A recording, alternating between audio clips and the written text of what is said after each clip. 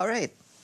Good afternoon, everyone, and I'd like to welcome in the back of the room the members of the 2019 UN program for training Palestinian journalists. Welcome.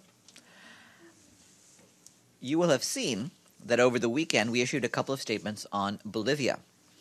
In light of the developments there, including the resignation of President Evo Morales, the Secretary-General reiterated his appeal to all Bolivians to refrain from violence and to the authorities to ensure the safety and security of all citizens, government officials, and foreign nationals. He also called for respect for state and local institutions, as well as the inviolability of diplomatic missions. Both statements were sent to you. The Secretary-General arrived in Paris, where he is now delivering remarks at the Paris Peace Forum. In his remarks, he will outline 5 areas where we are seeing a growing fissure in today's world. He will say that in a troubled and fractured world, now more than ever, we need strong multilateral institutions adapted to the challenges of today and tomorrow.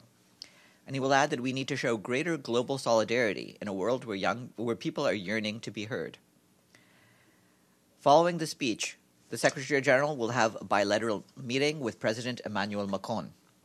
Tomorrow, he will address the opening of UNESCO's General Conference in Paris before heading back to the United States. The Deputy Secretary-General is in Nairobi today, where she visited a primary school that is using technology in an innovative manner to promote education and fight food insecurity. Amina Mohammed said the project implemented at the school reaffirms a virtuous farm-to-school desk circle that includes work for nearby farmers, engages cooks, and ensures children have the food and nutrients they need to focus on learning and have energy to play. The Deputy Secretary-General is in Kenya to represent the Secretary-General at the Nairobi Summit, opening tomorrow, and marking the 25th anniversary of the International Conference on Population and Development.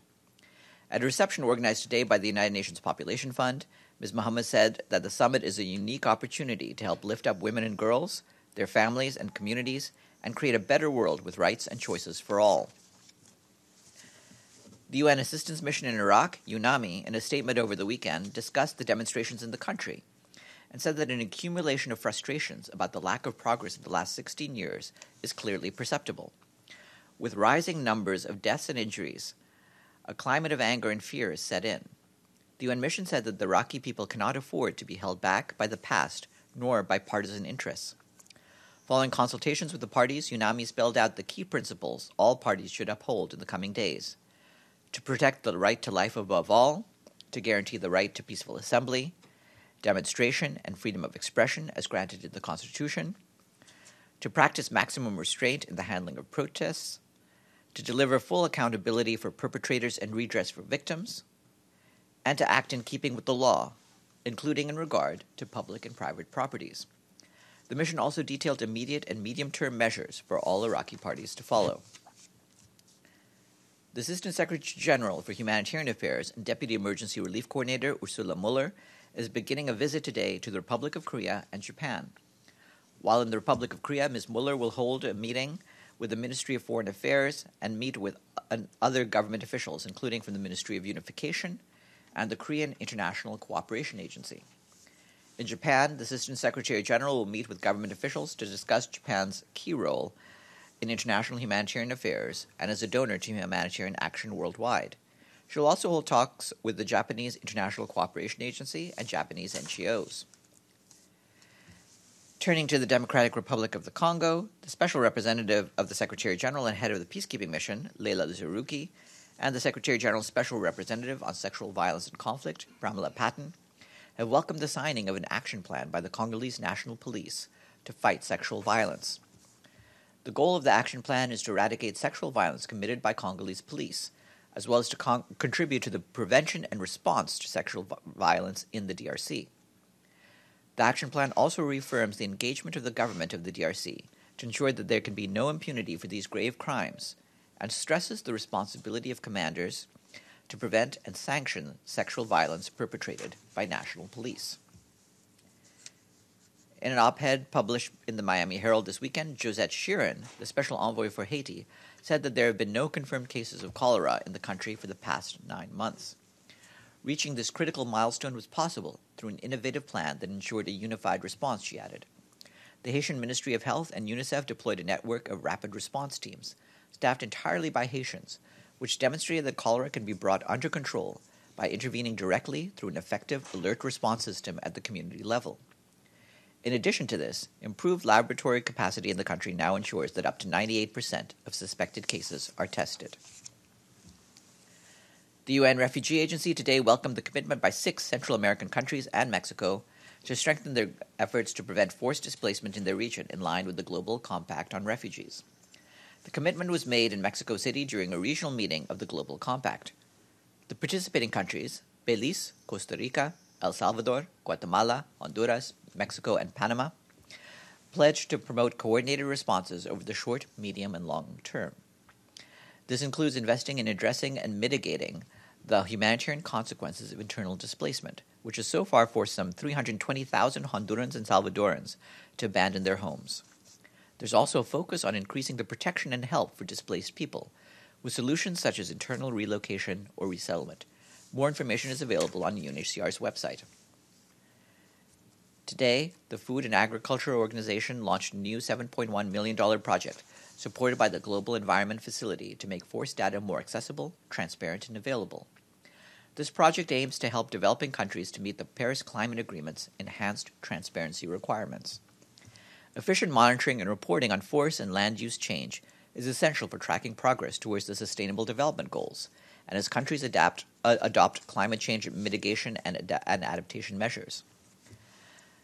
The project will directly benefit 26 targeted countries across Asia, Africa, and Latin America, and more broadly some 185 countries and territories. They're part of the global network of national correspondents for the Global Forest Resources Assessment. More information is available online. The World Health Organization launched a new report that studied the link between arts and health.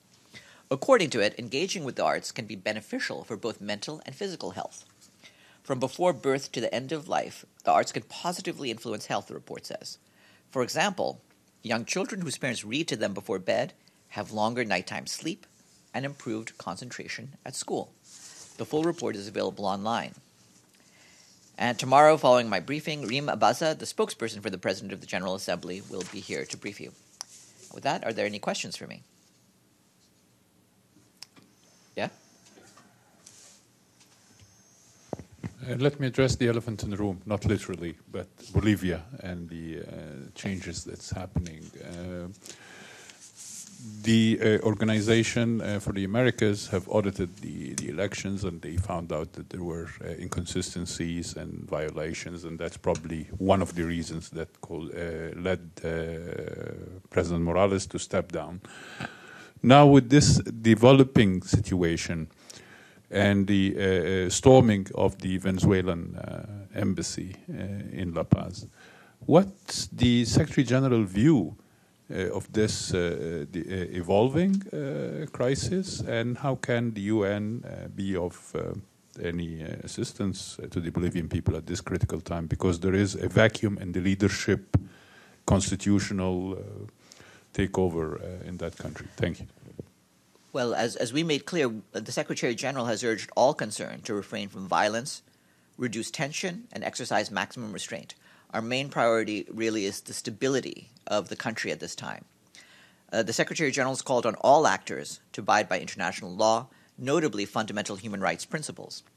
And we, through various channels, not just the Secretary-General, but various officials at the UN, have been in touch with counterparts trying to see what can be done to deal with the situation. In line with that, as I pointed out, we've called for respect for state and local institutions, as well as the inviolability of diplomatic missions, such as what you've been referring to just now. And again, once more, we do appeal to all actors to commit to achieving a peaceful resolution of the current crisis. And that is our priority in the days ahead. Yes? Just an operations question.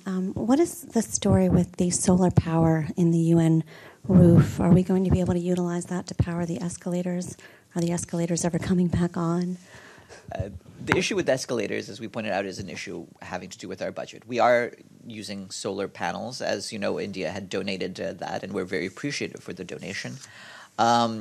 But when it comes to our cost-cutting measures, we'll keep reviewing them and probably bring more services online once the money comes in.